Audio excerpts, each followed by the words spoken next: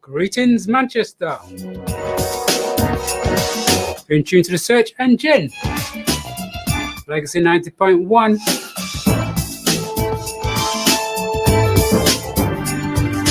Big shout goes out to the one and only DJ Lighter. Doban Jungle, Doban Jungle. Keep your eye out. When the times are changing, so go on to Legacy Facebook page, Legacy 90.1, and you can see the schedule there, and then you'll know when your DJs are on. We may be getting back to normal times. Should you put your trust in some normal times? We'll see. Anyway, this evening on the search engine, talk, chat, discussion, and as always, your views and opinions are wanted, needed, and much, much, much appreciated. And the text line number, as always, 07599642626. That's 07599642626. You can send us a text and get involved there. We are also online this evening, so we are on Facebook and we are on YouTube. Legacy 90.1 on Facebook, SEUK Global on YouTube. You can also give us your comments there and get involved. And as always, you can call the studio 01612225636 and get involved there. Your views and opinions wanted, needed, and appreciated. And topic for this evening, a few actually, got a few guests, hopefully that'll be joining us. First of all, we're going to be discussing an update with regard to Carmoor Road. I spoke to you a few weeks ago with regard to Carmoor Road and just about the new development that's been put in place. Planning application was put in for Carmoor Road, and the committee of Carmoor Road weren't fully aware of that. I shared this information with you. An open letter was put out to the community, making you aware of what was going on as far as the committee knew. Since then, there have been some developments, and this evening we are going to be joined by members of the committee, also activists, people who are interested in what's taking place with that centre because they understand the historical content need to challenge whatever is taking place, but also to bring you up to speed because we also know how much Carmoor Road means to so many of you generations. You know, I'd go back to my mother, so we're going back some years that has been providing service in the community, and it's there for you. We have lost quite a few community centres as time has gone by. We don't want this to happen today. So your views and questions, you can call in and put some questions to the members, and they will obviously do their best to answer that in whatever way that they can. But also, as I said, to update us on what's been taking place, whether they've heard anything from the council, from the planning department,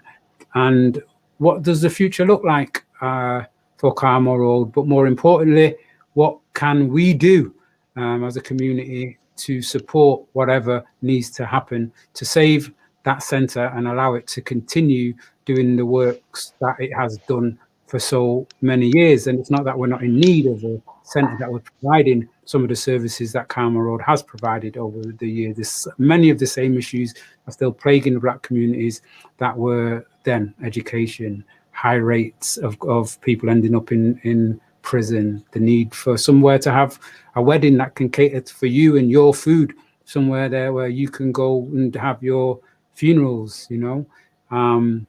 Sometimes we kind of like take it for granted, but it's not until you have to go to somewhere else where you know, there's rules and regulations where they say you can't, you know, you've got to use our cooks to cook your food and things, and them little things mean a lot. Anyway, we're going to get into that conversation, and please, like I said, let us know your views, what questions you may have for Carmoor Road. Let us know even also what your memories you have of Carmoor Road. What did you do there? What comes to mind when you hear that centre's name? And first of all, let me introduce you to a guest that have joined us at the current time. And we have, hold on, madam, we have, oh, here we go. I haven't tested yous on audios yet. We have Susan Smith. Susan's the chair of the WIOCC at Carmoor Road. And we also have Al Barnett, and Al's been involved with Carmoor Road for many, many years, getting involved in many projects and initiating many community initiatives from that venue. So first of all, can I say good evening, Susan and Al? So can I start with Susan? Good evening, Susan. Yeah, good evening. Good evening, Anthony. Good evening, Anthony. Yeah, thanks for having us on the show. No, thank you for agreeing to come on. And I know, like I said earlier, I did mention around the situation that was taking place with Carmoor Road a few weeks ago on this station. Didn't really have yourselves and on at the time. We had the open letter. I read the open letter to the listeners, and it was great in the sense that obviously you told me you weren't ready to come on and talk at that time because it was a surprise to yourselves to find out what had been going on, and when you're at a better place to be able to share information, you would come on, which you have done. So thank you very much for that. So if we can just start from just giving a bit of, from your perspective, Susan, a bit of background to how where we are now. Obviously, there was something in the newspaper the other day. Yeah, can you just bring us up to date from whatever response you've had from the letter in sending out the letter?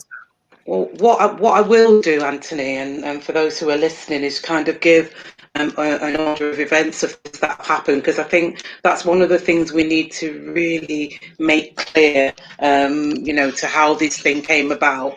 Because I think what's important is a lot of people are not sure of the order of events. Yeah. And first, let me say, this has been a surprise to us at the centre. So I want to make that clear. So the order of events really stem from the 29th of January of this year. Maddox, which is the hosting company, the company of the that wants to build or wants to develop the area, they posted some notification through the door of Carmoor Road, and it was just came in the letterbox, and that was on the 29th. It wasn't anything, it was out of the blue. We didn't expect that. And that letter that we got through the post, it was just giving us 1 week for us to respond. So we're either going to give some form of objection.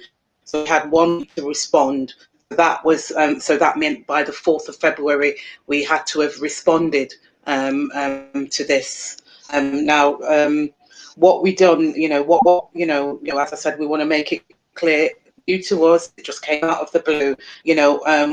We then notified, after we got over the shock, notified members and the community by putting out an open letter, and we put that out to the organisation, to the community as far as we could reach at that particular time, with raising our objection about what happening, what had kind of just hit us blindsided from out the corner, and we sent those objections to Maddox and to City Council, because this is the situation.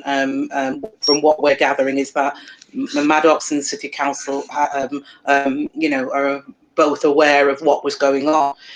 So we sent our objections to City Council and to Maddox, and to date we haven't even had anything back from City Council.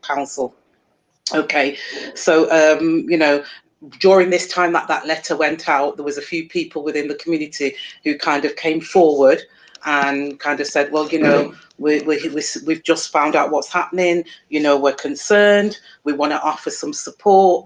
So for us, it was really good to hear that there was a few people that at the initial stages wanted to offer some form of support with what was going on. So what happened then is that Anthony Brown, which is he used to be a past chairperson at the centre, came forward and was saying, well, listen, I'm here to help, I'm here to support any way possible, which was really good. So that's when Anthony kind of came forward and said, he's willing to help and support in any way possible. So I think after that, when that took place, what we had to do is figure out how we're going to mobilise as many people as possible to come forward to help and support us, so that we can think about a strategy of moving away forward.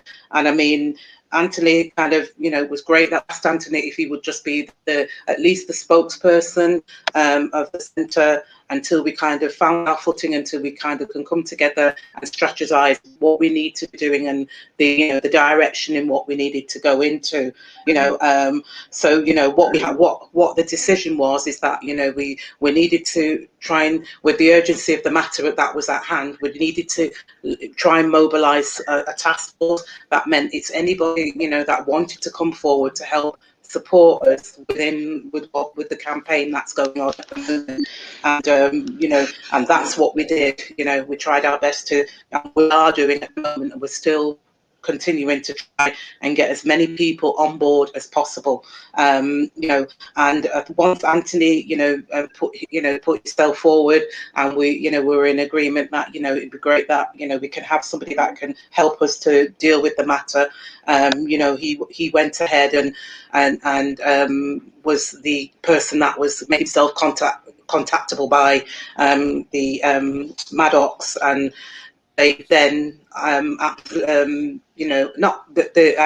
obviously when we put the open letter out, we put it out into the to anybody that would listen. We put it out for neighbours or whatever, and he was then contacted via Manchester Evening News, and then they ran that article, which I'm sure a few people were aware of, because we made sure that we kind of put it out to a lot of people to go online to look at this article and so forth. So that's where that took place, and that's why we're trying our best to get as many people as together. I mean, where we are now, we're still, as I said, we're still trying to get as much support together. And with what's happening, we've had contact back from the Maddox, because I think one of the things that we need to let everybody be aware of is that we had no consultation, nothing at all. And since Anthony has kind of gone public with this, and we've made this public, it's really very interesting now that they're saying they've tried every effort to get hold of us, and they want dialogue with us. And this is where we're at the moment. I mean, a few things have happened, and I know Anthony will kind of fill you in with some of the things that have happened, that are happening where we're stood at the moment. So that is kind of just the order of events. I mean, when I mentioned about task force, this task force is, yourself, Anthony, came on board to see how you could really benefit, our organisation and help and support us by at least having this kind of forum where you can put things out for people to, at least get involved and help and support us, and that's really been good. So I'm nosy, Susan. Good to be nosy. It's good to, it's good to ask questions. I'm using the platform to spread gossip, but it's great. Listen, we're going to have to go to a break, and then we're going to come right back. Okay. Okay. Feel the vibe on Legacy. All right, guys. Listen, we're still you're still online, so you're still live, but we're not on air at the moment.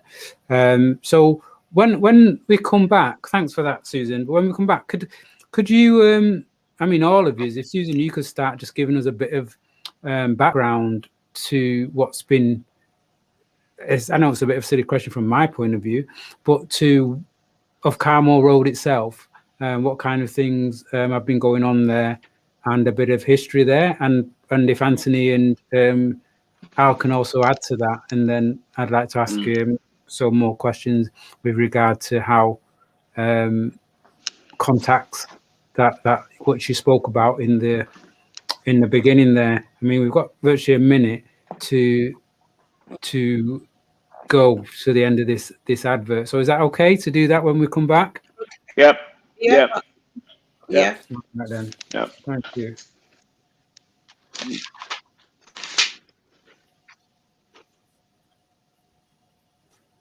So can I just ask just before in 30 seconds? So that it's just been via mail at the moment where Maddox is concerned in the sense of communication, Susan?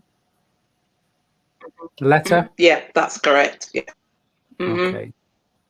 No face to face. It's just so sad because again, it's like I put on the advert again, you know, that we're in this situation, and there's something that has to be learned from this, most definitely. We're coming right back. Yeah. Legacy 90.1. Welcome back. You're on tune to the search engine. This is Legacy 90.1. And at the moment, we're having a discussion with regard to Carmoor Road, West Indian WIOCC club on Carmoor Road. Has been in part of many people's lives within the community. We say the community, you know, but because loads of things have changed, like words like urban and black and stuff like that, and the areas and lineages have been changed, because it used to be Carmoor Road alongside, but now it's in the Ardwick area, so it's very, very confusing. And then when we talk about community as well, which probably may need to be defined at some point during the discussion this evening, because some people may say, okay, then you're talking about a community specifically in Ardwick or specifically in Moss Side, and it's not necessarily the case that where the West Indian centres, present or past, are concerned, is never just catered for just the people who live in that said community, correct? Correct. Okay, Susan, can I just ask you then, Yeah. just give us a brief background to Carmoor Road, please, history, highlights. Okay. Well, I'm going to, you know, I'm very much a newbie when it comes to Carmoor Road. Like many people, my involvement in Carmoor Road has been initially when back in the day when I maybe went there for entertainment, and then of course it just kind of stopped after that. But after that, my son attended the Saturday school, which has been running for many, many, many years. My son attended the Saturday school right through, I think it was at the end of primary up until he left high school and went on to college and went on to university. So, you know, that's how my involvement has been with the centre. So it's a kind of dipping my finger to my toe in and be away. And that's how it's always been. I mean, I got into the role of chair within the organisation back in 2015, and at that particular time, I came on board as vice treasurer, you know, during that time, we've had, you know, chairs that have come and gone in that period of time, and of course, we have to think about how we're going to move the centre. When the people come and go, you know, you have to evaluate what your purpose is in that place. And, you know, are you there to need to fill in the community? And I will hear what I'm here for. So I kind of stepped up into the role, you know, after discussions with the in that role for years.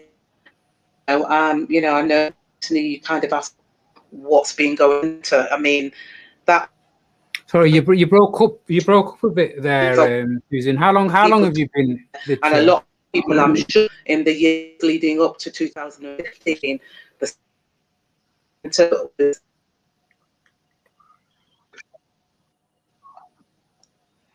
It's been about. I can't remember. I can't remember how long it's been. About 3 years. 6 years. Oh no, it's more than because Al says 6 years. I'm just trying to think now. it's in the organization, being part of the committee. 15, and okay. I think I went 6 years. Okay. So while I was in, you know, as I said, I just happened to, when chairs have left, for the reason, I've kind of just got into that role. And as I said, you know, one of the things that we to do in getting into that centre was to even make it fit. It needed lots of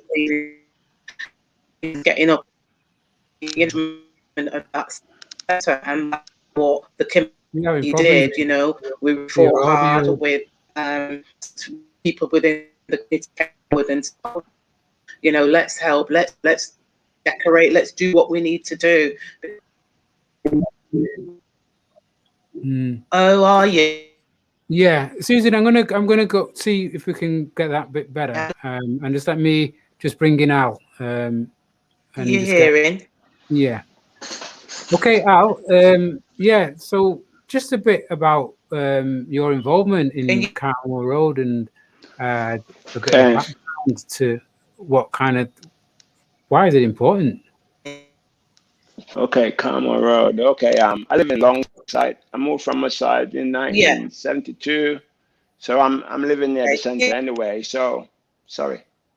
So I've been involved with the centre since. Can I go ahead? I've been involved with the centre since I was a little boy. You know, I used to attend the library and go to the dances and the dances on Fridays and so on. But when I really started at the centre, I think I started about 1990. And I was teaching at the Saturday school and stuff.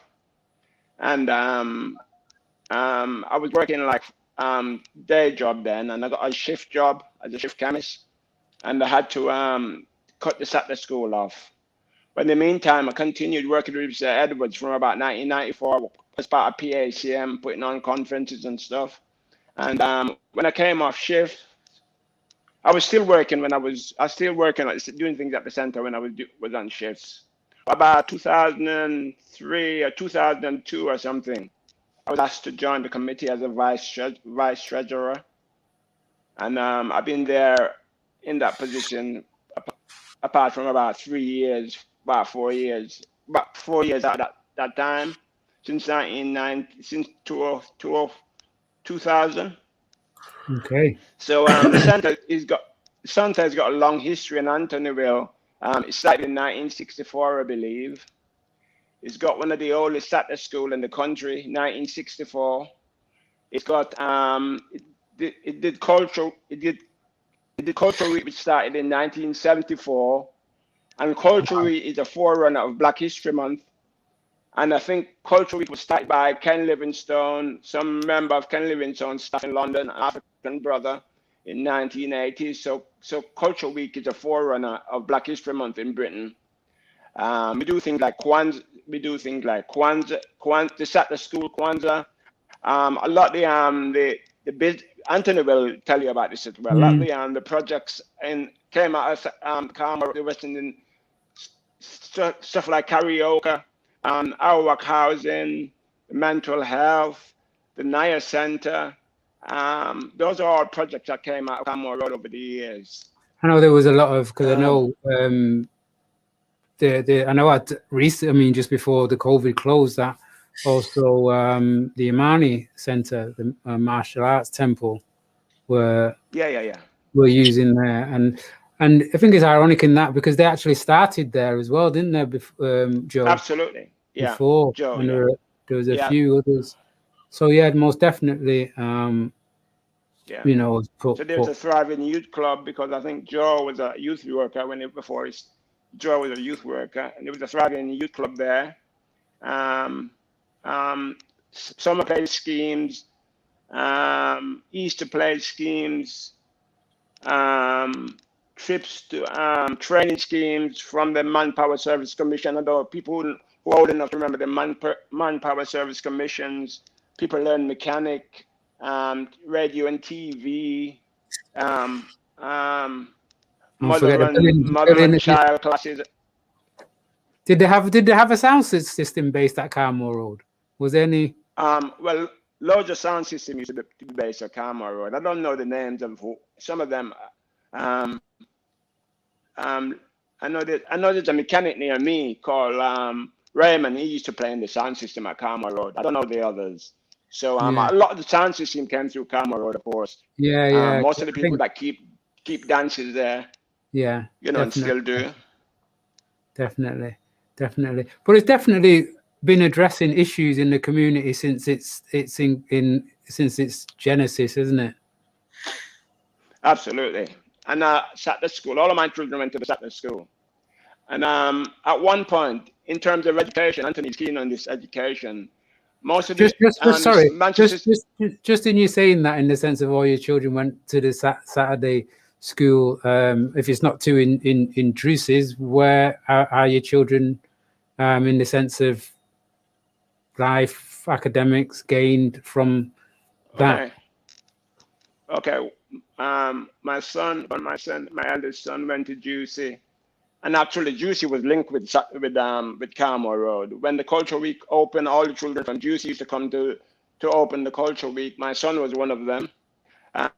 He did psychology degree in Leeds, and he's now working for British Gas. My daughter Fiola came to the Saturday school.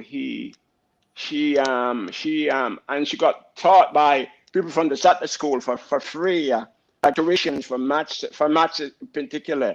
And she was going to be a lawyer, and the tuition that she got was so good, she changed from law to being she did financial accounting at. She got a place at Manchester University, but she went to Liverpool University to do finance. My son, plumber. Some of my younger children, my youngest daughter just do nursery nursing. And two of my sons just started on a building site recently, just doing, building site. So that's my background. So that was a great foundation. But I remember going even myself, yeah. I remember going to Burley High School.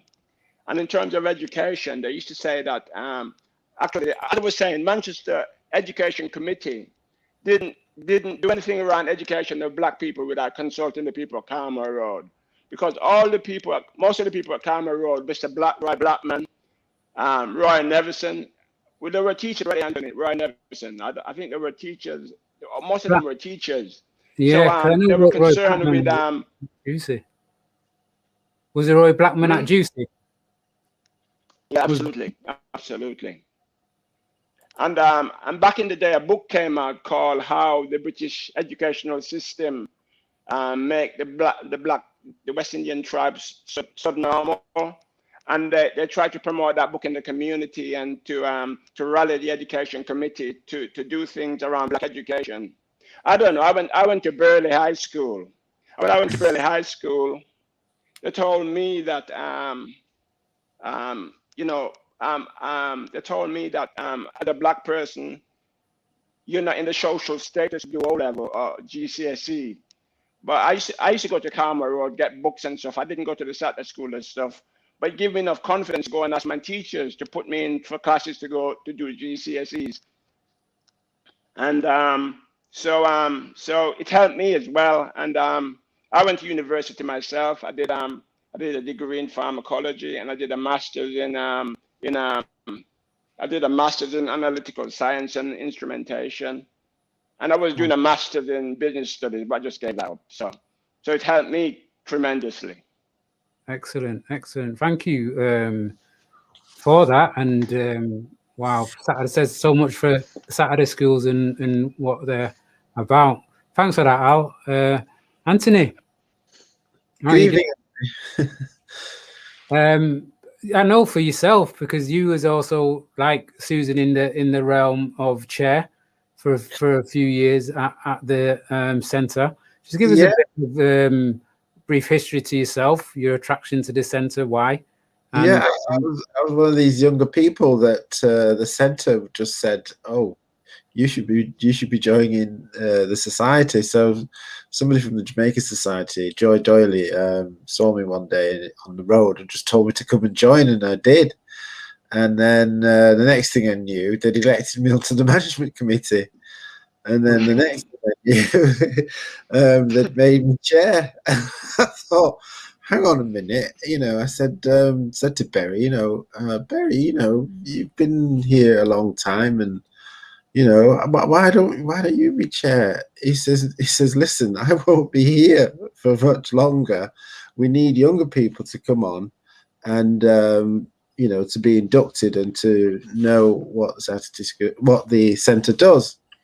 And so I was chair from 1997 until 2004. And one of the things that Mr. Edwards told me to do was to, if I ever could, go to Trinidad and meet Roy Neverson. So on the foundation stone in Carmoor Road, there's the name Roy Neverson. And, so one year we went to Trinidad, and Alti Daniel, who was a member of the Trinidad and Tobago Association, was in Trinidad, and he took me to see Roy Neverson. And Roy Neverson was a great person. He started to tell me some of the stories as to what was happening in Manchester when they started the Carmoor Road Centre. He was telling me that in 1965, he and Berry used to have a van, and they used to use the van to go around and pick up the children to take them to the centre, to have the Saturday school. And he was saying that a lot of the time they were getting resistance from the city council. And that astonished me, because at that same time, we were getting resistance from the city council. And this was like in the 2000s. So 35 years So when on. you're saying that at that time, 35 years before, resistance, what was the resistance? Well, it was just trying to stop them having the Saturday school. Why would they want to do that? Why would they want to stop people giving young people an education if they know that this education is not being gained in school? Children are going on a Saturday. Why would they want to stop that? Why would they want to try and take the centre today? They just got a different mindset as to where they think we as a people ought to be. And if we try to rise above that, then they look to try and stop that. So what? Oh, sorry, Anthony, I know stay on your point there, but let me come back at you again. So how do you then see the statement that was made? Because the Combined Authority of Manchester made a statement after the George Floyd murder in acknowledging that Black Lives Matter, and acknowledging that they haven't been interacting with the Black community of Manchester in the best way, and people have not been in positions of decision making. And there's an acknowledgement of all the other things, the overrepresentation in prisons, special education, mental health, school exclusions, and they pledged to do something about that. So what do you think when that happens and then this takes place? Well, it's par for the course. People, organisations like that are always saying things. We'll come on to Windrush later on, but you've heard the Home Secretary apologising, saying they're going to do this and they're going to do that, and yet you still have people saying that they're suffering and so forth. So you're saying that statement means nothing? It's just, well, in most things in life, you look at what people do, you hear what they say, but then you're watching to see what they do, and it's what they do that matters most. And so, if the Combined Authority wants to make statements all day long, well, so be it. But, most people who watch these things look to see what they do, and we haven't seen any action. So we can't really take anything that they say seriously until we see action. Okay, thank you. Sorry, if you were saying you were going on to a point actually when I stopped you before. Can you remember what it was? Well, I was just saying that, this was in about 2000, 2001 that we went to Trinidad and got this information from Roy Neverson and told us, how the centre started and so on. And that was 35 years on that the city council was behaving in this way when I got involved. and the resistance that we were getting from them, then what had happened was that a development had taken place around the centre, and the first we knew about it was when the cranes started digging up the land next door.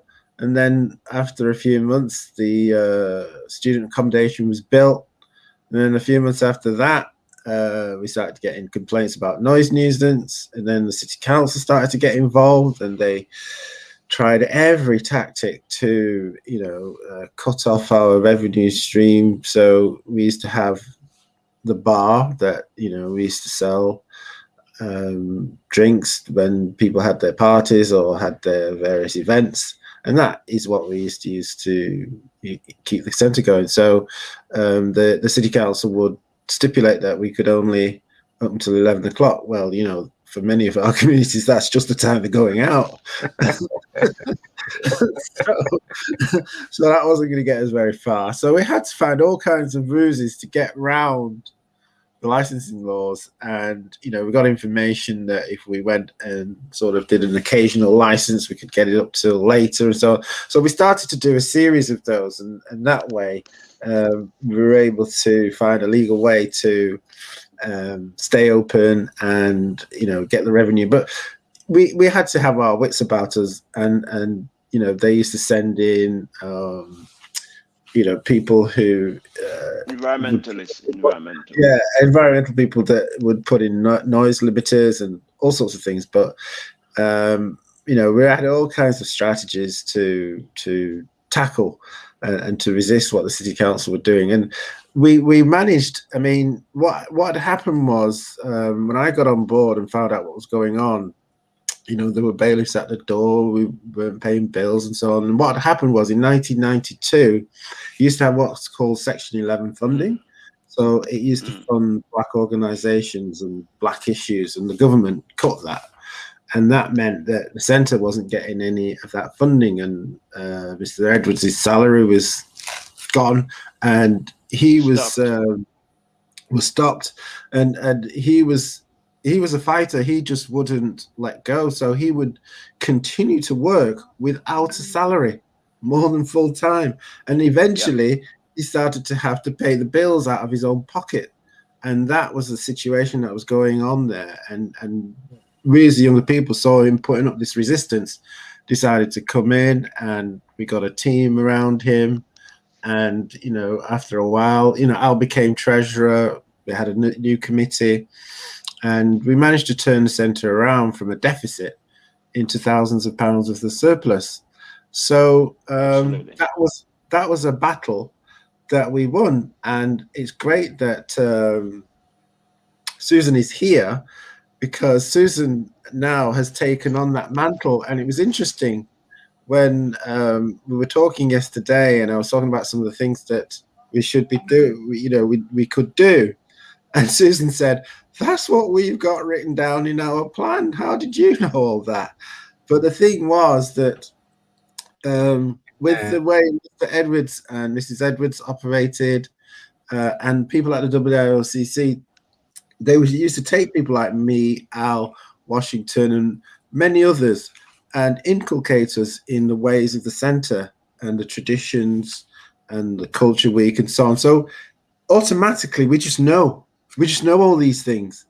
So when I met with Susan, it was like we'd known each other for ages, because we were saying both the same thing. Because we have this knowledge from going way back. So the thing that we want to do now going forward is to say, look, there's a team there. We've been managing the centre quite well. We've had our ups and downs, but we've still been able to deliver the Saturday school. That's still going. It's only because of lockdown why, obviously the centre has had to close like everywhere else. And it's really sneaky of them to try to pull this, during, the period of lockdown, to try and say that the centre's not being used and so on. What we're saying is, look, we've got a team there. They've had this attack. And really what we as a community need to do is to reinforce them. We're not saying that, what are they doing, why this has happened, and so on and so forth. It's simply a case of someone has come along and decided that, you know what, this land is of value. Well, actually, we think it's of value too. And we as a community need to really mobilize around that and, make sure that we come together and do the work that needs to be done in order to defend that centre. And basically what we're saying is that over the years, the centre has championed various themes: education, health, work, people's employment, business, housing, criminal justice. And what we ought to be doing now is coming forward and saying, putting our hands up and saying, look, we're interested in education, or we're interested in issues around criminal justice, or we're interested in issues around health. And if people can come along in those themes, then we can group people. And what we're saying is that we have a situation now where we've got a consultant from Leeds. His name is Claude Hendrickson, and he specializes in land trusts.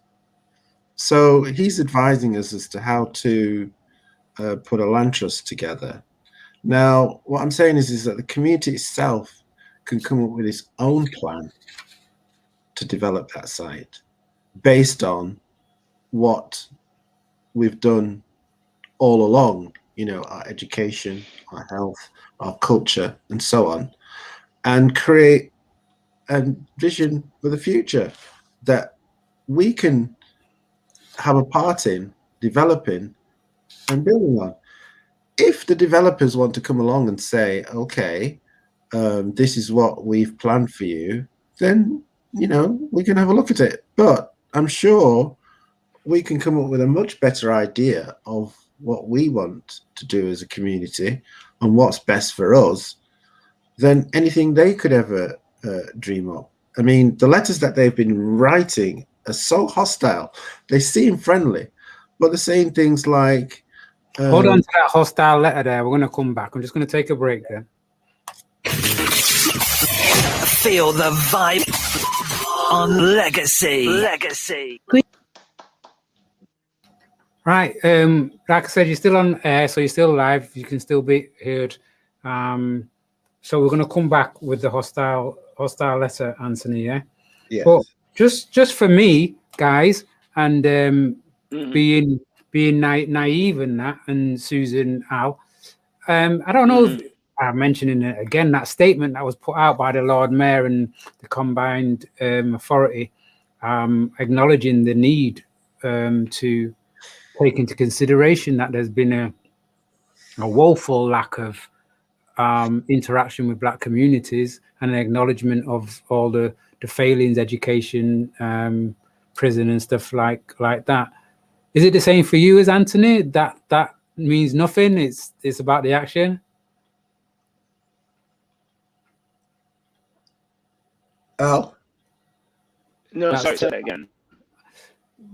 I don't know if you've seen the statement that was put out by the council after the George Floyd murder. Was you aware of that? No. Tell me the statement again. Okay, Susan, was you aware of the statement?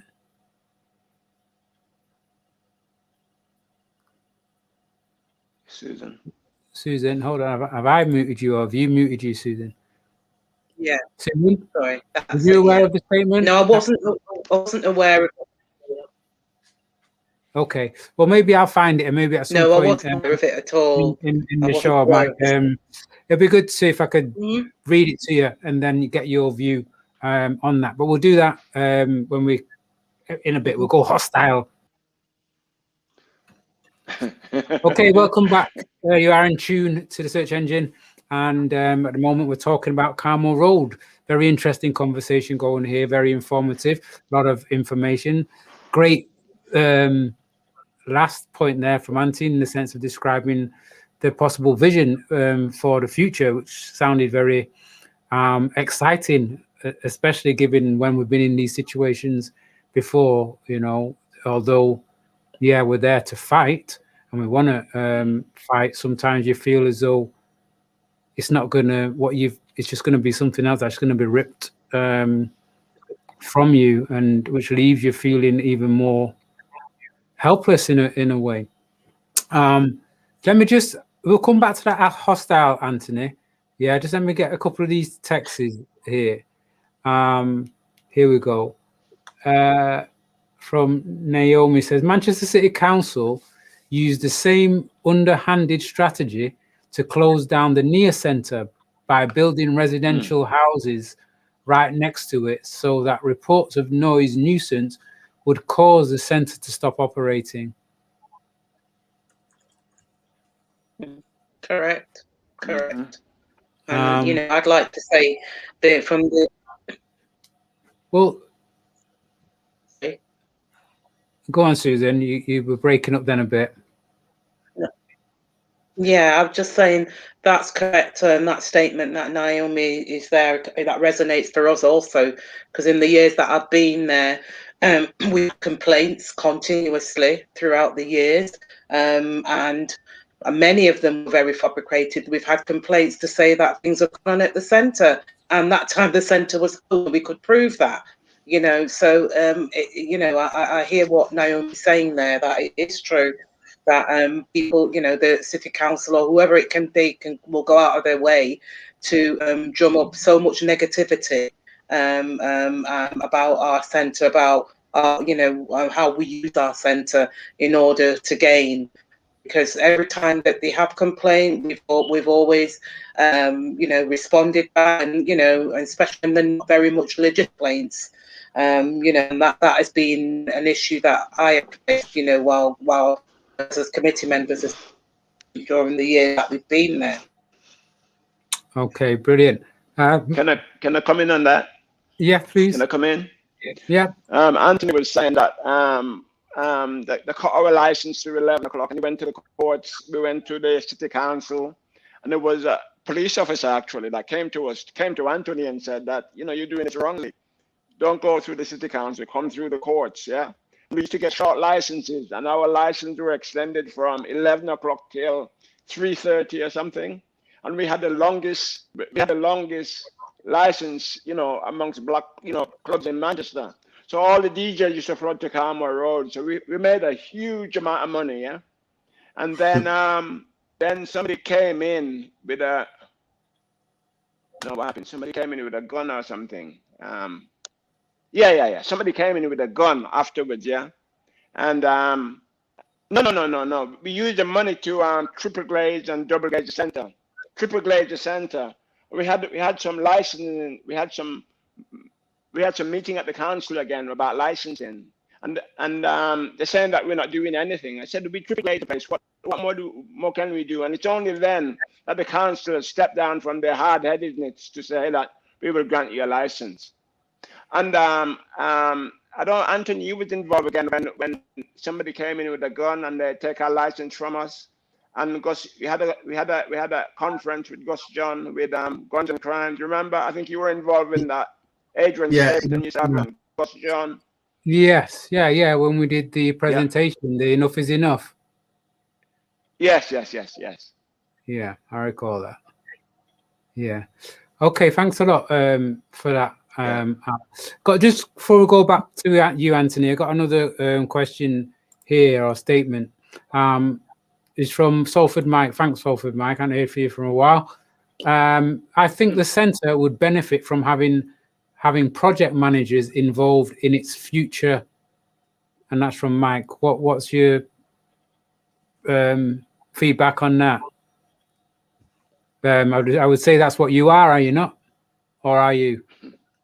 No, we'd need another Berry for that. Who would work without pay for how many years? But so a project manager? Yeah. The thing that we are looking to do is to sort of put in place a plan where by having these different initiatives, we'll be able to have the revenue that could have a centre manager.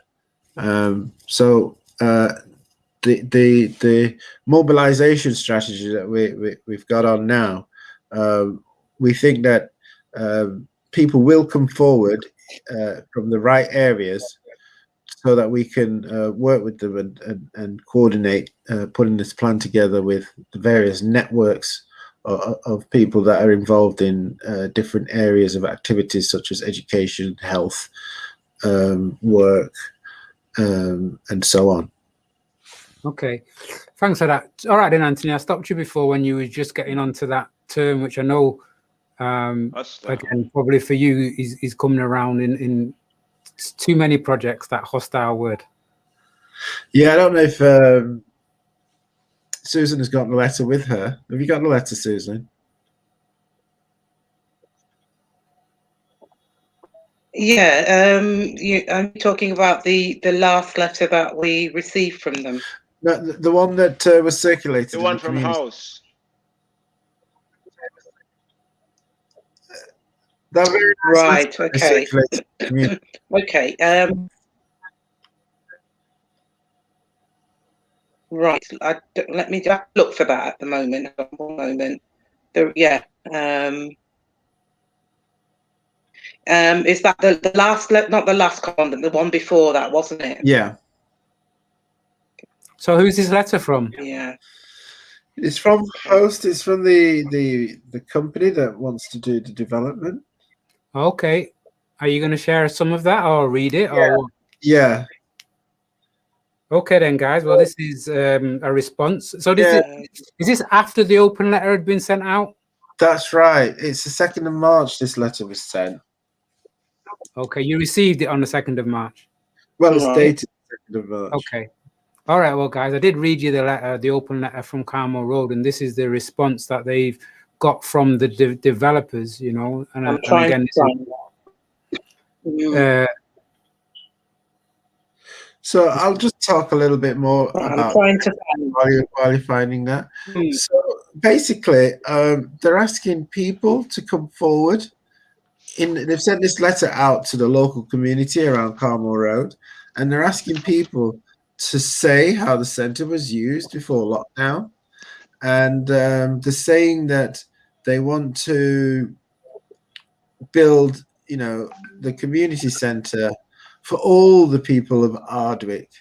Now, the thing here is that in the lease and in the constitution of the WIOCC, the centre is for the West Indian communities of Greater Manchester. Okay.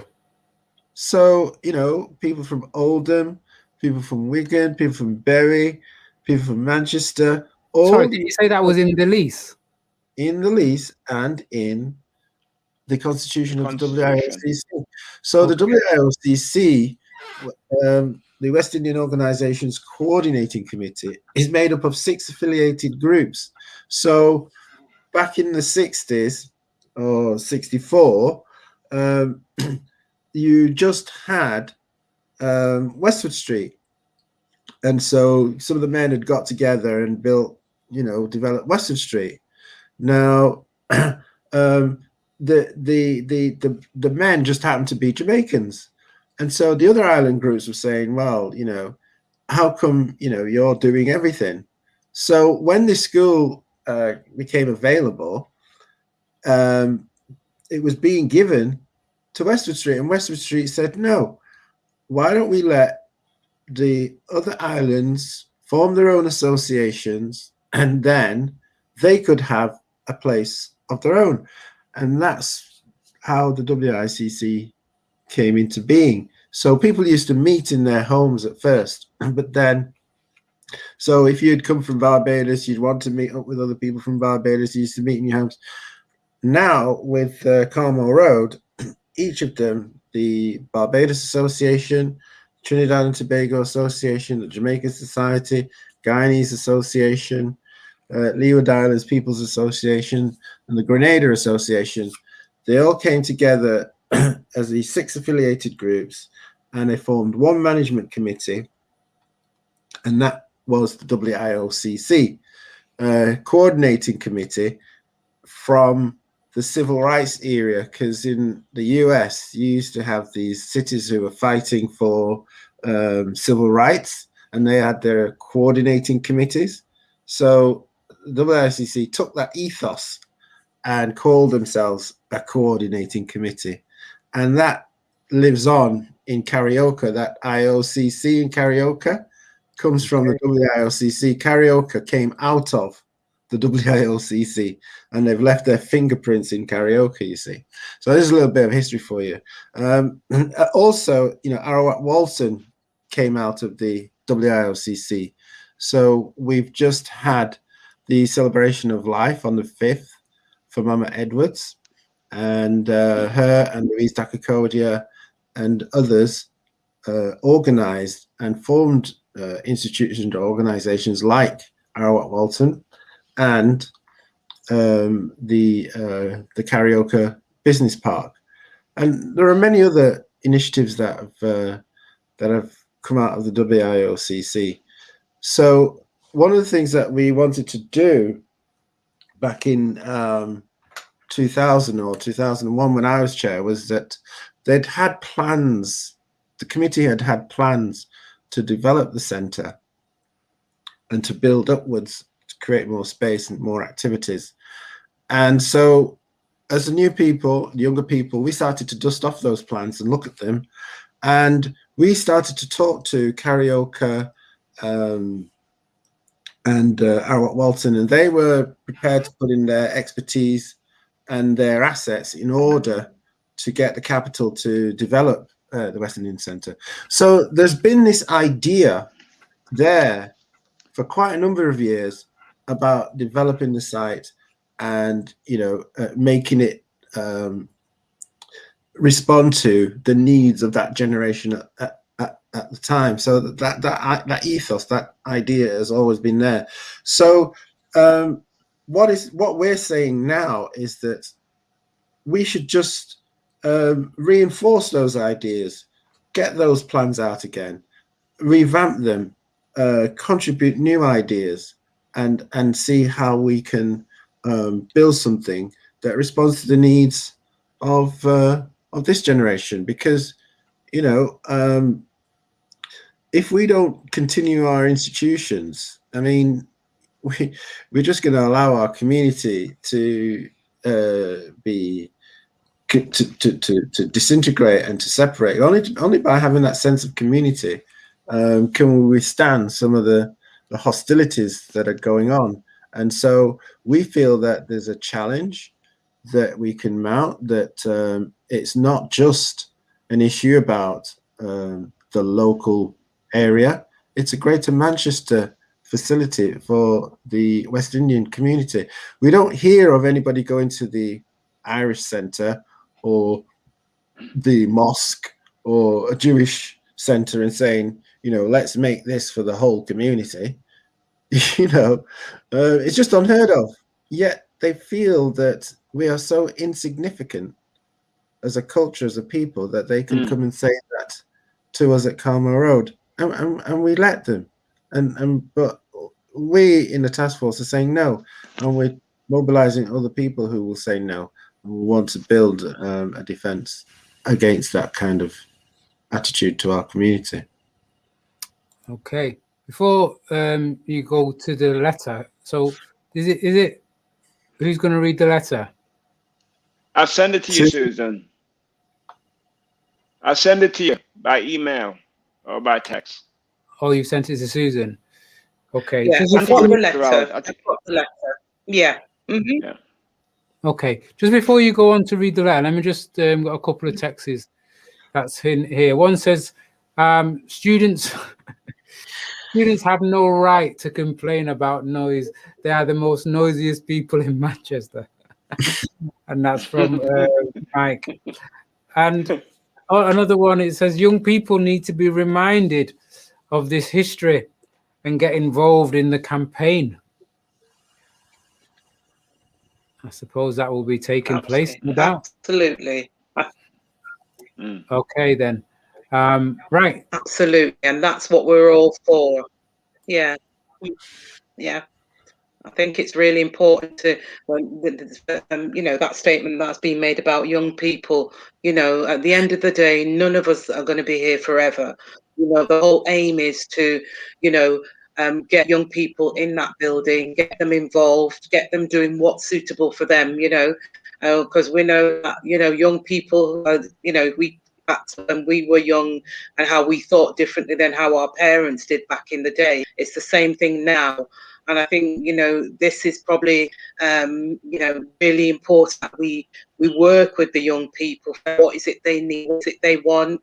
You know, in their communities, and you know, and how they can become involved in all this. Because I think one of the things I want people to really make, you know, resonate for them is that the Carmoor Road is not about us as committee members. It's about the wider community. It's about what is it we need, what is it that can enhance our community, what's best for our community, you know. And it's not just about, you know, you'll have people saying, oh, we're old heads that are there for many years, and you know, and that kind of stuff, you know.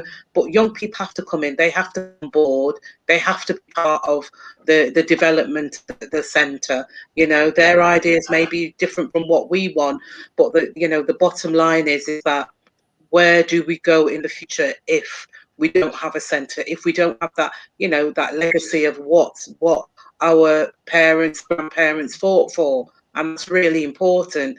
And it's not until, you know, things happen in our community, that people jump up and say, well, you know, there's nowhere for us to go as mothers, you know, against violence and what. And that's why it's important that we have somewhere and places that are very significant to people in our community, that we can know that there's a door we can knock on and say, well, hold on, you know, injustice is happening, you know, this, you know, we know that we can come to the centre, and you know, and you know, in the forward plan, maybe it's a situation where we, you know, solicitors will be there to help people out, you know, there'll be youth workers there to help people out. So we'll have to understand that there's a reason why we're fighting for what centre stands for, and why we're, you know, and what we have to do, that we can't afford to just sit back and just think, you know, it's all going to work out, or leave those people to get on with it. We all have to play a role. You know, we can only do so much. We can only do so much as committee members, and it's, you know, it's about what's, you know, asking the people out there to come forward and support us and support their community. Full stop. Brilliant. Thank you. So, are we going to get this letter? Yeah. Okay. So the letter that I'm about to read out was sent to us on the 2nd of March of this year. So basically, it comes from the host. So it's basically the heading on it: update regarding proposed development at Carmoor Road, WIOCC. And it says, in January, we wrote to you to inform you about our vision to deliver a new community centre and student accommodation on land next to the existing Liberty Park student halls on Carmoor Road in WIOCC. And we received over 100 responses to our letter, which featured a wide range of views about our ambitions, both supportive and in objections. What has become clear is that the existing WIOCC Community Centre is a much loved by those who have used it in the past, and we would now like to explore further on how we can ensure that our community centre, which forms a centrepiece of our vision for site, meets the needs of the community. Okay. It went on to say, unfortunately, despite our best efforts to date, we have not been able to make contact with the appropriate representatives of the centre, that's the committee, to offer their full reassurance that host would like to secure a long-term future of our community space, at the site, in a modern environment that caters for the demands of those who use it. Okay. It went on to say, we would we would therefore be grateful for any help you can give us in understanding how the centre was used by the community prior to the recent lockdowns. If you have any links to the community centre and WIOCC, we would urge you to get in touch with us so we can make sure we are able to work together. Any information, and it's asking you that you can contact them via an email back, which is feedback@consultationonline.co.uk, or there's a telephone number on there, which is 0800 298 7040. And I just went on to ending the letter. We very much hope that we can work with the Ardwick community to deliver a quality community space at the site for generations to come, and we look forward in working with the community to deliver this. And that has come directly from the managing director, Mr. Nesbitt, at the host company. We just actually lost Susan there, but she probably come back. I think she got to the end of the letter at least before she did go out. But there's a couple of points there, Anthony. There's a couple of points I just wanted to pick up on in that letter. Yeah, most definitely. So the first one is. Let me just bring Susan back. Yeah. Thanks, Susan. Anthony just wants to pick up on a couple of Sorry points. about that. No problem. Yeah. The first point is it said that the community space was the centerpiece of their vision. Doesn't mention, it's going to be for, the West Indian community. It's their vision, not our vision. And then at the end, it talks about, the space for the Ardwick community that's going to be built by the Ardwick community, and mentions nothing about the West Indian community. So it's as if we've just been wiped off the map. And that's the hostility that I find in that letter. I just don't know where they're getting their ideas from. So that letter, 2nd of March, we're now at the 11th of March. Have you responded in any way? No. What kind of response could you make to that? The mindset of the people is such that you'll be inviting problems until they change their mindset. It's very difficult to have a conversation with someone who his mind is just elsewhere. Is this not one of them situations where you get into some of those situations where people are like, I ain't sitting down and talking with those people, and then you've got others who said, well, at least you've got to be at the table to start the discussion. If they've put the ball in the court, haven't they not put it back?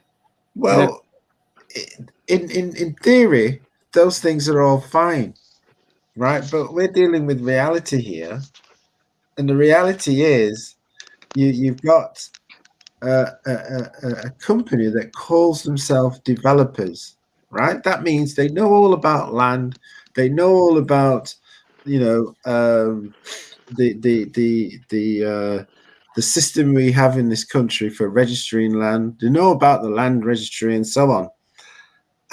And yet they don't know there's a lease on the land, and they're going to develop it, and they're looking to develop it. There's a lease on the land. The centre got a 99-year lease 39 years ago. So in law, they can do nothing for 60 years.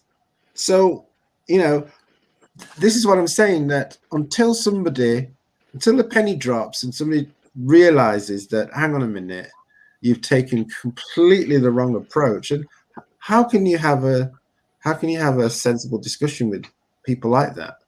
But don't conversations take place even before consultations are put out? So wouldn't they have already spoken with the council, so therefore possibly should have known that there was a lease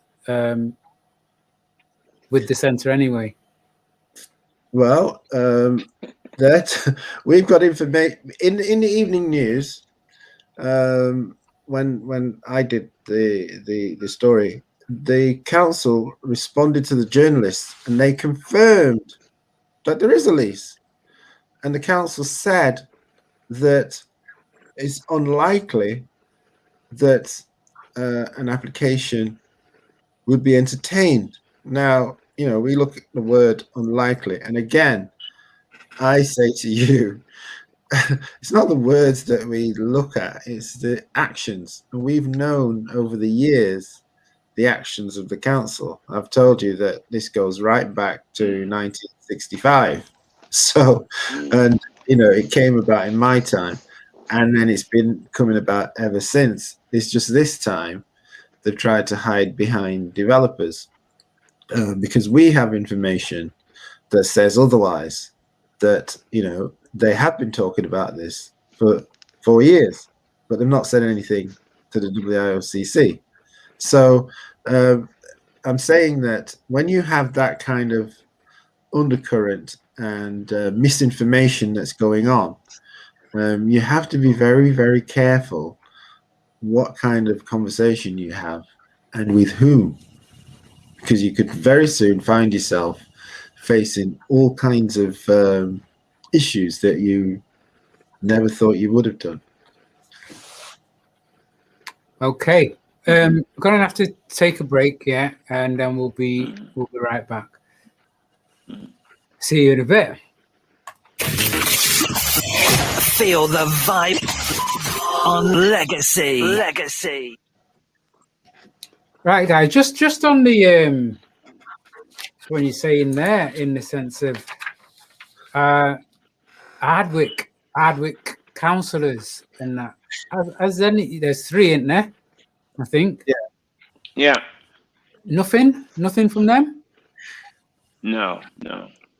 Nothing at all. So there's really no friends in the council.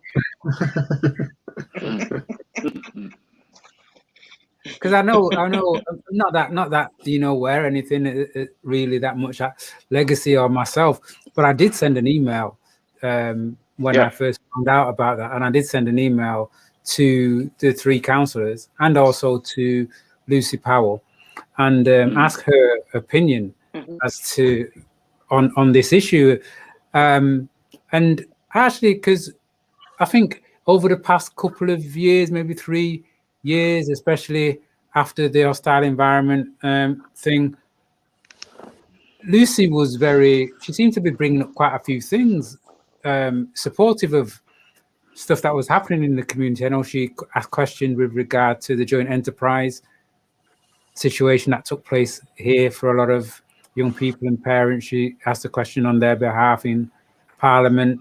She also did it with regard to the Windrush scandal, met with Windrush defenders, did she not? And her and, was it Kate Green? Yeah, that's correct. They've been very, very active with the Windrush. Right, but not with this. Or as I think it's early. I think this is very early in the day. Legacy 90.1. And we're just at the moment gathering intelligence, gathering information, because, as I say, the information that we're getting from the host and the city council, it varies, and so we're not sure what it is that they're about, and so the conversation that we want to have at the moment is with our community. We're not saying that we're not going to talk to the developers, we're not going to talk to the council, but I think first of all we need to talk to our community. We need to talk amongst each other. We need to all be aware of these issues. We need to mobilize. We need to come together so that when the time comes that we do speak to them, we've got a much stronger voice to speak with. So right now, it's about talking amongst each other and discussing our plans and what we want to do. Then once we've talked amongst each other, we'll see what they have to say. Okay. And I mean, I don't know, we might have to come back and speak again, but do you have any kind of a roadmap towards our consultation, and put it in that way for now? Well, we've put the article in the Evening News and we've had responses from that. We're now talking on your show tonight, and so thank you very much for that. We've got plans to put out more information through videos on social media and so on. But if people listening tonight could speak to their friends and relatives and tell them what's going on, and just go to the website www.wdlegal.co.uk. That's www.wdlegal.co.uk, and you can put your ideas, your views, your contact for us to collate your ideas, or if you want to work with us, to put you as part of our team, to be able to develop our plans so that when we do have a conversation, we've got our own backup fallback plan to develop if we don't get a kind of security and the kind of way forward guarantees that we need. Because, as I say, we're not against development, we're not against progress. We've had our own development plans for 20 years. It's just that the dynamics of the organizations was such that some of the generation that were bringing forward those plans died, and people then got moved around. Now we're coming back together again. It's not that we don't want development, we do, but we have to be careful, because there are people out there that see the land and decide, well, we can get the value of that land. We've heard of gentrification. Communities have been dispersed to the four winds, and they've built nice houses in these areas, and then those communities are scattered. They lose their connectivity, and they don't fare as well. And we're not in the business of allowing that to happen to us. We've seen,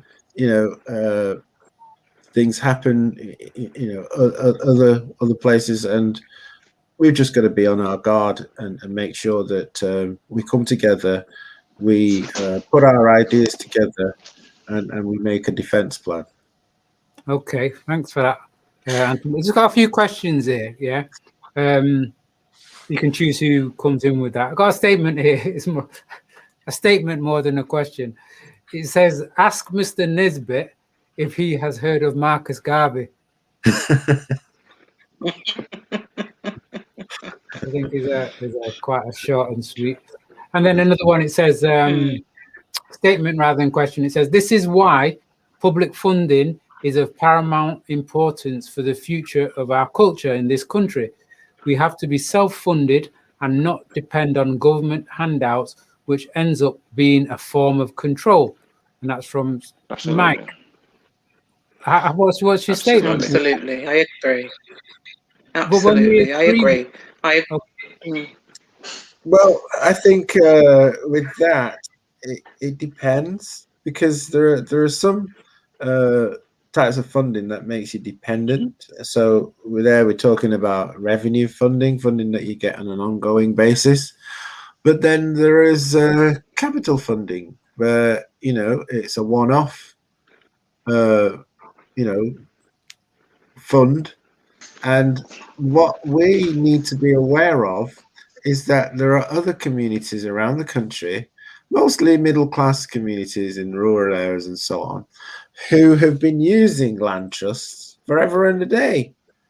And now that we are becoming aware of it, we can see that, yes, there are capital funds that we can draw down, that once we've secured it, we can carry on without the strings. I mean, for example, the centre itself received capital funds. When you're talking about capital, and there's no strings. We've been controlling it since the 80s, 40 years. So there are funds without strings, and we just need to know and be aware, how to access them and how to structure ourselves to receive them, and that's what we're doing at the moment. You're saying these capital funds and land trusts, Mm. and you're saying it like I don't know, it's a thing that people are aware of. Are people really aware of what land trust is or what it means? I'm saying that there's not many people in our community that's aware of it, and this is what one of the things we have to do with our mobilization is to make people aware. And when they come around the table, we can do the presentations, we can give them the documentations, so that they too can understand and can make informed decisions and informed choices about what we do. You might turn around tomorrow, quite a few things somebody was saying to me the other day, and as soon as you do not find out about it, the rules change. Well, it's actually increasing, because the government's just announced that in June or after lockdown, they have 150 million pounds of capital grants for the buildings in the high streets that the big businesses are running away from at the moment. There's going to be a lot of empty properties left in the high street, and they want communities to own them. And so they're saying, here's 150 million pounds. Go out and buy some. Now, if we say to ourselves, we think they're going to be strings and so on, then 20 years from now, when other communities have their city centre businesses and have access to the market that the city centre brings, we can only then blame ourselves for not getting the information, being aware, coming together, and taking charge of these things. Okay, right. Let me get to some more of these texts, yeah, and then if we can get to kind of like focus a bit on next steps in the sense of how you want the community and people to get involved in the consultation, whether it's going to be, I don't know, a large Zoom meeting. I know I've been on a couple of Zoom meetings that Khan were doing, and there've been something like over 200 people on there. So I suppose linking with some of those organizations is would be a good choice. But we'll get back to that if you can think about that. Here we go.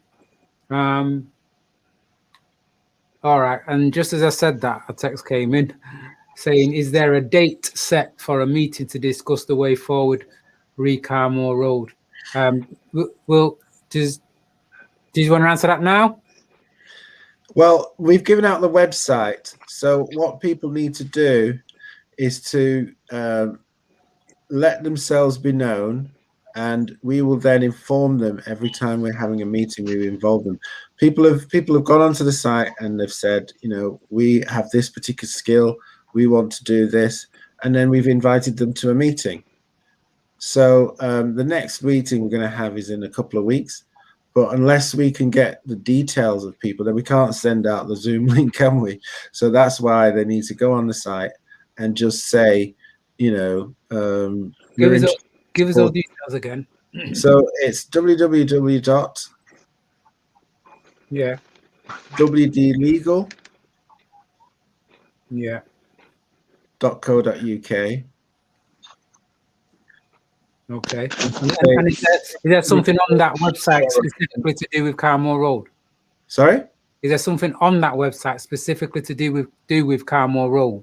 No, it just allows you to leave a message. Right. So people have to write and say, what can you send me or keep me informed with what's taking place? So it's just a message. You submit your message and it will come to us. Okay. And can I put to you then, when there is a meeting, I mean, I don't know what days it would be done or whatever, but if you let us know, then we can let people know. And if it is the way that they'll need to put their name on the website to get contacted, then we can share that information. Yeah, there is going to be a meeting in 2 weeks, so people can start putting their names down from now.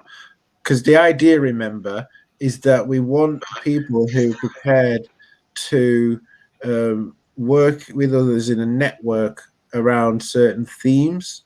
So if you're interested in health, if you're interested in education, if you're interested in criminal justice, if you're interested in employment issues, state that. Whatever issues, if you're interested in cultural issues, historical issues, we will group people together who are like-minded, who are interested to work together to, build this defense plan.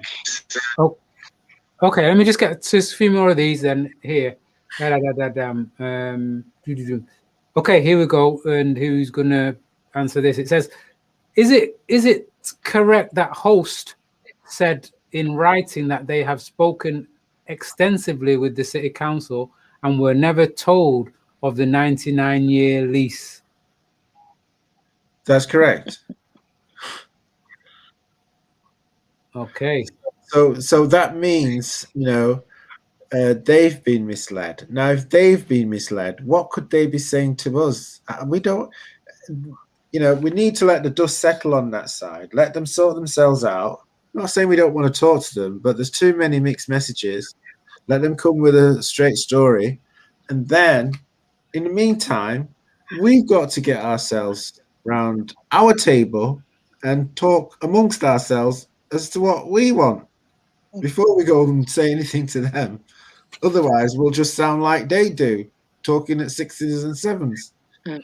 So let me just say that again. So if you want to be involved in the consultation, then contact www.wdlegal.co.uk and leave your details and request to be contacted. That's right, for Windrush Defenders Legal. It's a community interest company, and we've been working on the Windrush issue, and the centre was developed by people of the Windrush generation, so we think that's an apt initiative to defend too. Okay. All right, here's another one. Okay. All right, this is a bit of all right, let's see. Regarding the letter just read out regarding Carmoor Road, should we not be replying, why is it their vision? Also ask, why is it called Hardwick and not West Indian Centre, as it's always been used for weddings, receptions, funerals, birthday celebrations, Saturday school? If you have the information, do you also give legal representation to deal with this? We're going to need legal representation. That's an important point. So if there are lawyers listening, we're here. We do have lawyers in the network as well. We have been in touch with lawyers.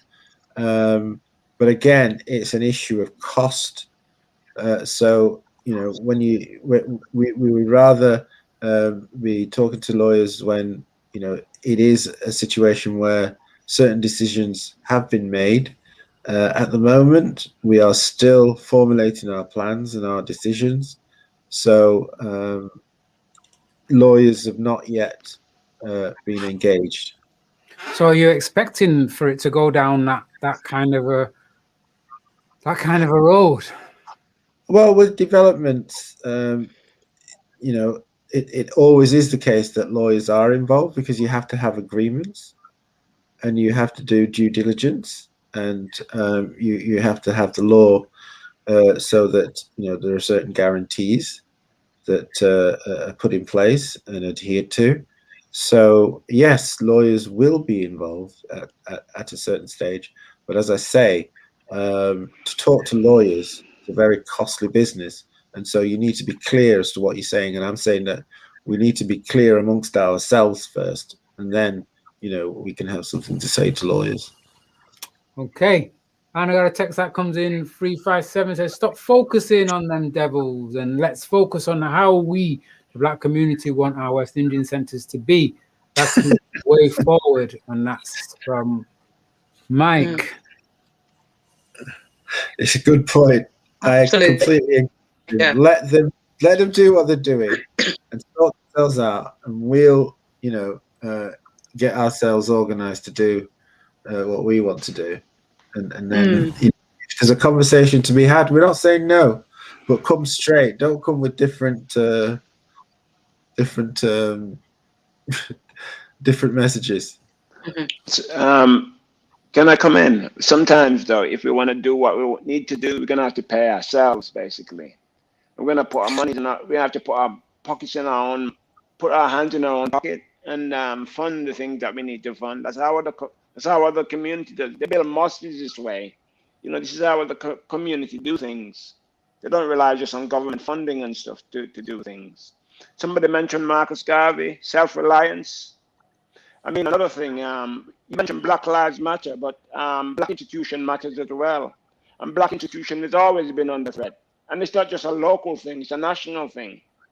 Where the national government has sort of focused on Black institution, have destroyed Black institution in Preston, in Leeds, in Bolton, in London, everywhere. Even right now, the cultural centre in London is under threat. It's on its legs. So you say it's on its last legs, do you say? Do you say that the archive centre? Not the archive centre, the cultural centre in London. There because of lack of funding, of being reliant on funding. Lack of funding and withdrawal of funding. I know the one in Bolton's gone. Those in some of them in Huddersfield are gone, and those in Preston are gone. A lot of them in London. Some Rastafarian organisation in London that's been going since the 60s is gone. So it's a concerted attack. Okay. Absolutely. Absolutely. That's I think that, if I can just come in there. Sorry. Yeah, go ahead, Susan. Yeah, if I can just come in there. I mean, that is the bottom line of everything that we're here, and that's why we're having this discussion. Is that many of us can sit down and I guess there's lots of us who are not even familiar with what's happening in other towns and other cities about the communities that the African and Caribbean communities that have worked hard for over the years are disappearing. They disappear and say, well, it's mismanagement, it's this or it's that, it may be whatever. But the bottom line with everything that we have, the minute we do not own anything, the minute as a collective community, we don't really need to remember that. This is the situation. It's a situation like if you've got your home, your property, you can decide what you want to do with that property, whether you want to sell that property or. And I think a lot of people need it from that perspective, because as people from the Caribbean and so forth over we've got to think about, and we have to keep on, and then I don't think we thought deeply about where we would be today. We got this centre many years ago, as with many communities throughout the UK, and they get these centres. It's great, it's up and running, but the people don't step back and think about let's forward plan. You have people that are in there that will do that, and I think that's great. But sometimes, I think it's really important for us to stop and think about where the future is going to be, we're the only people that can make a decision about where this thing can go. And I think it's important for people to stop for a moment and think, okay, we're in this situation. How is it everybody out there can help and to support in many ways and help us move this thing forward? Because it's important. We can't just sit back and not do anything. Whichever way we look at it, we can't just throw our hands up in the air and, committee members alone can't do this. We need to galvanize as many people together as possible and do this in a very clear, transparent and collective way and figure out how we can, move forward with this. Because at the end of the day, we have something that is quite valuable. And a lot of people may not think that. And I think a lot of people, maybe even in the community, be thinking about, it's just a building, you know, it's dilapidated, it's been there for years, it could do with this. That may be the case, and no one would deny that. What has struck me from the whole scenario with the developers and city council is that they've come in very underhandedly. They've made a decision about what they think is best for us. We weren't involved in any planning, you know. And you imagine if somebody turned up at your doorstep and says to you in your home that we're coming in there and we think it's best if you move out of here so that we can do what we need to do here, and I'm going to put you over there. You know, we have to look at it from that perspective. And to me, it's very underhand. It's, you know, it's very demoralizing for people to feel as though they can, you know, these developers and city council can feel as though that it's okay to do that without consulting with us, you know, our community, and asking what's best for us. And to me, that is total disregard for who we are and, you know, as a community. So, you know, I'm saying this to saying that is, you know, please get involved, come on board and support your centre, you know, our community and the future. Sorry, can I just ask again, Susan? I know you're saying no councillors have contacted you. Have you yourselves been in touch with any of them? Yeah, well, yeah, we sent out information to them. They've not responded as yet, you know, and we're just waiting to see and see what happens, you know. Because it's very, for me, concerning. Not that, I mean, I've asked councillors, and I'm not saying that. Yeah. You know, I'm not going to let that come out of my mouth, what I was thinking. But still, I'm looking at the example of Moss Side Youth Club. Yeah. And again, that was a place that had a great standing in the community, had really catapulted so many people through so much learning, very similar to Carmoor Road, if not the same. And then we had the funding, I don't know whether it was funding, whether it was council funding or whatever, that was able to turn it into what is called today the powerhouse, you know, with, it was supposed to house all the facilities that was needed for the community, a gym, places to do education, to do music, to do cooking, have your own food, international place rooms where you could do exchanges with people from other countries. It was fantastic. There were so many people that was involved with the development of that. I remember, was it Jeff Thompson, the guy who, the judo guy, but he was a representative around the sports area who talks up a lot about the benefits that this centre would bring to the area. And we're here where we are now with that particular place. And what's the learning? Is there a learning there for yourselves from that? Most definitely. The issue there is security and control. At some stage, the people who were controlling the youth centre allowed other people to take control, or maybe they never had control. And before they went into, you know, such an agreement, maybe they should have sought to have some sort of security about their positions within the new development. So, yeah, it is a lesson that you know, we should take, and remember the developers, the councils, they've been at this a long time. You know, our communities are communities where people are often struggling. People feel that, you know, if they can get some sort of recognition, some sort of attention, then they will go along with, you know, what the powerful want. And then other people within the community who is trying to say, you know, hold on to this, you know, they're undermined. and moved aside, and then the powerful then take what they want. We should learn from that. We should learn from our history. We have all this about Black history, and we we get the information, and then we see these things happening, and we think it's any different.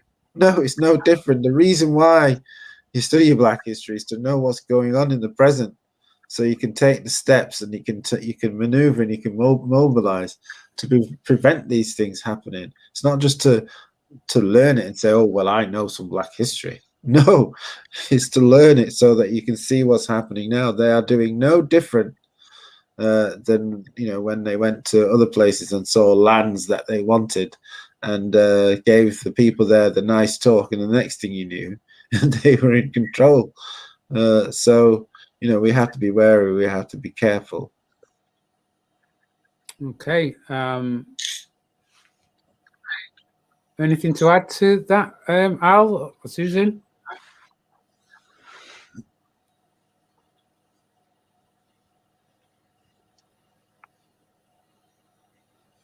Al?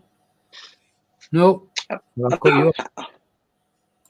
Yeah, well, for me, I'm just, I'm here, and I want people to know that no matter what, we are approachable, and the community that we live in, we've got to think about this thing, ultimately, as a community, us, the same injustices that are out there are going to still continue, and have been continuing for years, unemployment, our children being excluded from schools, nowhere for the young people to go, lack of health, and those kind of things are always going to be there.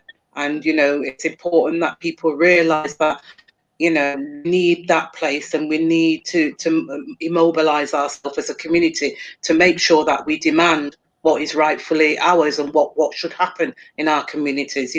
It's not just about putting your glad rags on and going to a place and enjoying yourself. It's also about what is best for our people. Where can we go to get the support that we need? How can we as a community still stay together and do what and identify what's best for us? And I think people need to remember that this is what this is all about. It's about knowing what's best for us, knowing that we're taking into consideration as a community what direction we should go in, because all these things are really, really important, and I just think it's we've just got to kind of come together, think about what we want for our community, and how we can do that. And the only way we can do that, unless we have people that are involved, that are really passionate about preserving something for our children and in years to come, and grandchildren.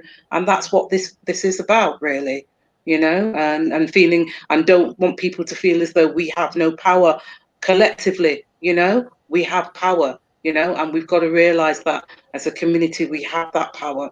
And the minute that we start to break and divide, this is when it's easy for people to come in and pull things from us, or say we're not doing what we're supposed to be doing, So this is where I'm at, really. Okay, we'll be right back. Just got Feel the vibe on Legacy. Legacy. Okay, thanks for that. Was you saying something then, Al? Al, you're on mute. I don't know. I heard a little voice. Was that Al? Al? I don't know. Can you not hear? Doesn't seem like it. He's on mute, but he's muted himself. I haven't muted him. Al? Okay. You have to take yourself off mute, mate. Hi, Al. Yeah, we started with the Saturday school, and let's talk about that. Saturday school been going for like a number of years, as I said, and loads of children has come through there, and loads of children benefit from the Saturday school. And I'm still on mute? No, I'm not. No. Okay. No. Yeah, can you hear me? Yeah. Can you hear me? Yes. I'm not on mute. Yeah.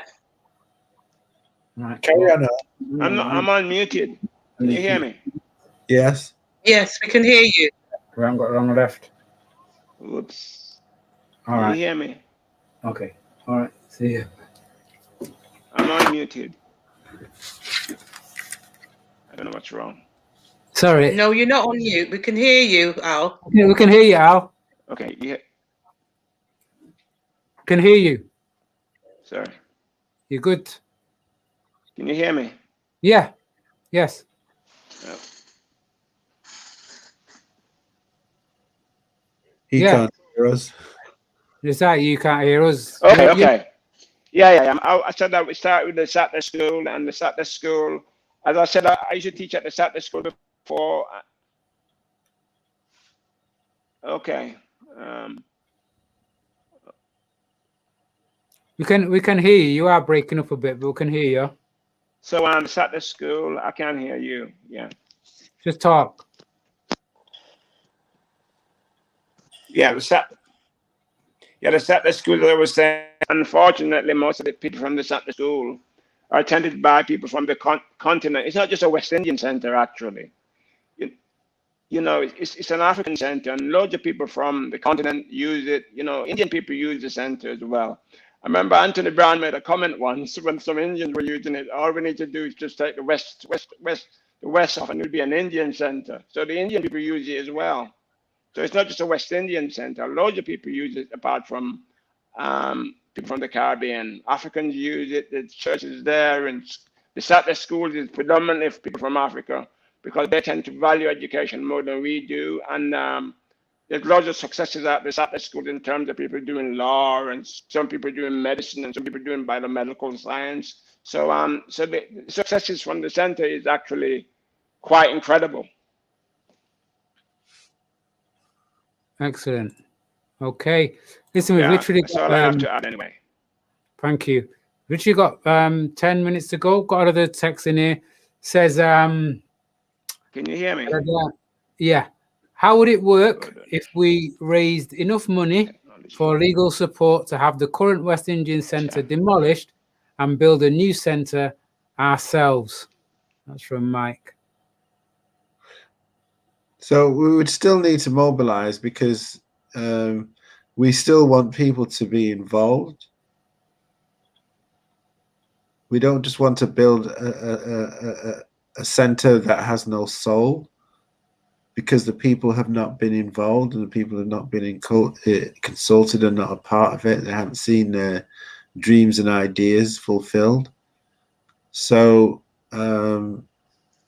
if we raise the money, we still have to have the people involved. No, that's a very well. You want that vision, don't you? You've got the vision, but you want to obviously build on that, most definitely. With regard to the historical stuff and the learning, I don't even know whether there ever was anything done within the archives of Manchester or whatever around the development of the powerhouse and before that. And again, knowing the history of the Carmoor Road as well, in the sense of a learning documentary to show the foundations. I wouldn't know. Were you going to ask some questions on Windrush, Anthony?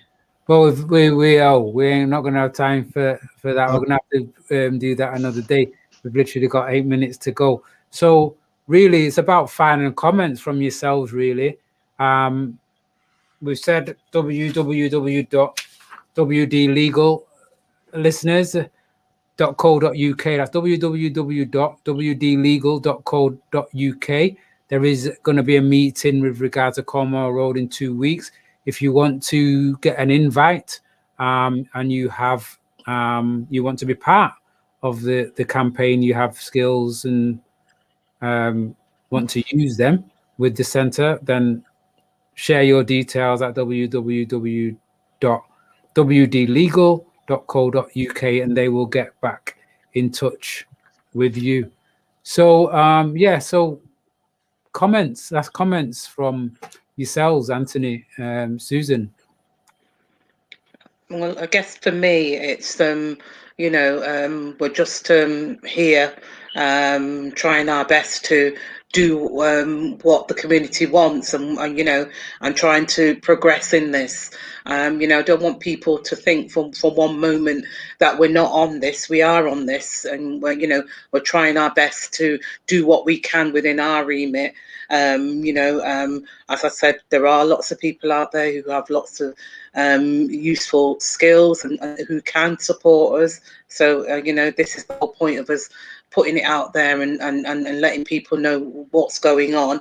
It's important for people to get involved. My thing is, don't sit back and say, well, this is going on and they can't be bothered with this place. And as it's been over the many years, sometimes you sit back and you hear people saying these things, but we're at a place now, and I'm saying that people who do want to come forward, it isn't about what happened 20 years ago, 15 years ago, and when this person was here and that person were there. It's about the here and now. We have to figure out, we need to deal with what the matter at hand is, about securing this centre, whichever route we need to go down to do that. And it's about looking at the future, because that's where we have to take this for, because it's not going to be helpful to us if people are coming with long histories of what's happened. It will be useful for us if people are coming on board and say, well, you know what, I can help with this, or I know somebody who can, or this is somebody who you could contact, or we're interested in that. And that's how we want to use the task force going forward. And that's where we're coming from, because we don't distract with anything at all except dealing with the matter at hand, and then let's figure out how we can move forward with the centre and what's best for the community, with them having a say. Definitely. Thanks for that, Susan. Al, can you hear us now? I can, yes, I can, yes. Okay, brilliant. Let me just bring you in, Al. Just spoke to Susan, just some last words, and Susan just gave us very succinct about what this campaign about, what needs to be done, kind of mindset that needs to be brought to this situation, in a sense of dealing with where we are now, not bringing historical issues to the forefront to stop the progression. What about yourself? Last statement, encouragement. Well, as Anthony said, we've been through it. We've been struggling for the past 35. They had this problem from the 1960s, and we've been going through these problems for years and years with the city council. They struggle with licensing and so on and so forth. And we can overcome this with the support of the community. We can overcome this. And we must remember as well that we vote for these city councillors and these MPs, and the elections are coming up soon, and they're relying on us to vote for them. So we can decide who wins and who takes position in these city councils, in these councillors' jobs. So we should be careful and not vote for people who don't benefit, who don't do anything for us, basically. Okay. Thanks for that. I don't know whose paper that is, but still. Okay, Al, thank you very much. And Anthony? Yeah, just to say that our association with Britain goes back 350 odd years. We, in the Caribbean, built the British Empire. We fought for Britain in 2 world wars. We came here. We've helped rebuild the country after the war. And the generation that came from the Caribbean after the war built us this little community centre. They built something for themselves. And now we have developers who are looking to even take that. And we've got to see this as something that we're not going to let happen. And we're builders. We're builders. We do our history, and we see that we've built so many civilizations in history, from the Nile Valley coming right down. We had sand and water, and we built, the Egyptian empires. And now we're in England's green and present land. Surely we can continue to build and reinforce Carmoor Road and build it up better this time. Okay. Brilliant.